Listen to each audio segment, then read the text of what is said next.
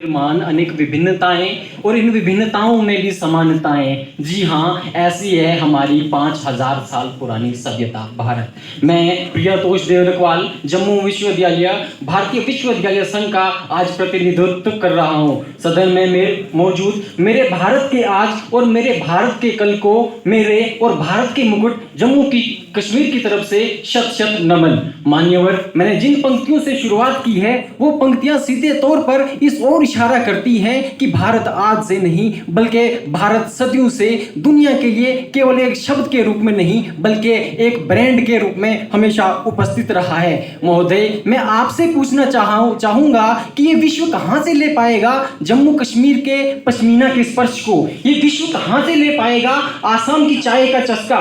और ये विश्व कहां से ले पाएगा उन मसालों का स्वाद जो हमारे दक्षिण भारत से आते हैं? और ये विश्व कहां से ले पाएगा इतना सभ्य संस्कृति भारत? महोदय, मुझे गर्व नहीं बल्कि मुझे इस बात का घमंड होता है कि एक जनगणना के अनुसार 65% से भी ज्यादा की आबादी हमारे भारतवर्ष में युवाओं की है, जो हस्तकला में निपुण है और जो हमारी इकोनॉमी में अपना बढ़ चढ़कर सहयोग दे रही है। महोदय, यही बात भारत की उत्कर्ष की है कि आज एफडीआई इन्वेस्टमेंट जो भारत में है वो 49% से बढ़कर 74% तक बढ़ गया है। इसीलिए डॉक्टर इकबाल साहब ने कहा, क्योंकि भारतीय संस्कृति दुनिया की सबसे प्राचीनतम संस्कृति में से एक है। डॉक्टर इकबाल साहब ने कहा, यूनान मिस्र रोमा सब मिट गए जहां से, अब तक मगर है बाकी नामो निशा हमारा।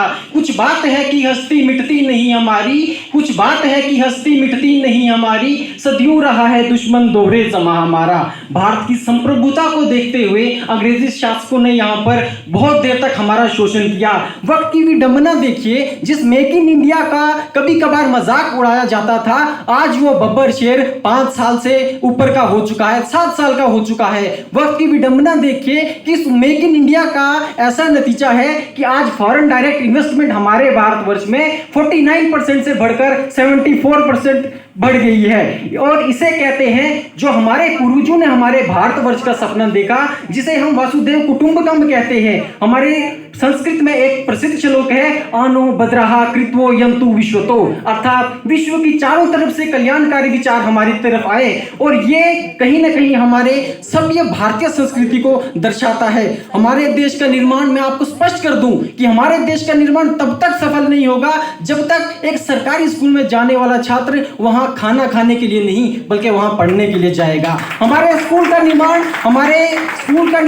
हमारे समाज का निर्माण यह तय करता है कि हमारे युवा किस दिशा में जा रहे हैं। स्वामी विवेकानंद का सपना था कि यदि हमें भारत को फिर से विश्व गुरु बनाना है, फिर से इसे विश्व ख्याति उपलब्ध करवानी है, तो इसमें सबसे बड़ा योगदान अगर किसी का हो सकता है तो हमारे युवाओं का हो सकता है। इसलिए हमें चाहिए कि हम यूथ जो है, हम जो युवा वर्ग हैं, हम एक दूसरे के साथ मिलकर इस देश की ख्याति, हमारे पूर्वजों का सपना था, उसको उपलब्ध करने में सक्षम हो सके।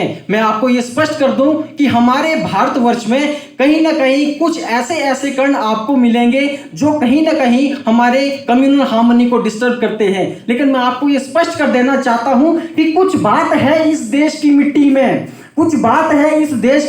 में, वो सरहदें लांघ कर इस पार दफन होने के लिए आते हैं। कुछ बात है इस देश की मिट्टी में, वो सरहदें लांघ कर इस पार दफन होने के लिए आते हैं। हम अपनी जान के दुश्मन को अपनी जान कहते हैं, मोहब्बत की इसी मिट्टी को हम हिंदुस्तान कहते हैं। जो दुनिया में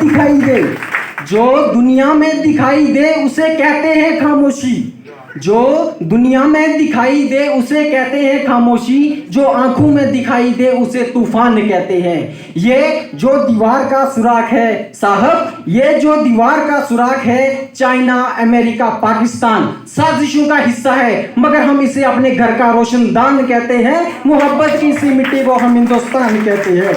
मैं आपको स्पष्ट कर दूं कि मैं उस देश का नागरिक हूं जहां सम्राट अशोक जैसे राजा पैदा हुए। मैं उस देश का नागरिक हूं जहां कण कण में व्याप हमारे भगवान होते हैं। मैं उस देश का नागरिक हूं जहां जिसे सोने की चिड़िया कहा जाता है। यदि हमें भारत को फिर से विश्व गुरु बनाना है तो हम युवाओं का बहुत बड़ा हाथ हो सकता है। इसलिए मेरा आप सभी से यह अनुरोध रहेगा कि बढ़ चढ़कर अपना राष्ट्र में अपना बढ़ चढ़कर योगदान दें और हमें फिर से विश्व गुरु अगर बनना है, फिर से हमें अपने आपको विश्व के सामने प्रेजेंट करना है, तो इसमें युवाओं का बहुत बड़ा हाथ हो सकता है। वसुधैव कुटुंबकम को अगर हमें फिर से अपने सामने लाना है तो हमें इन सब चीजों पर ध्यान देना होगा। जय हिंद, जय भारत, धन्यवाद।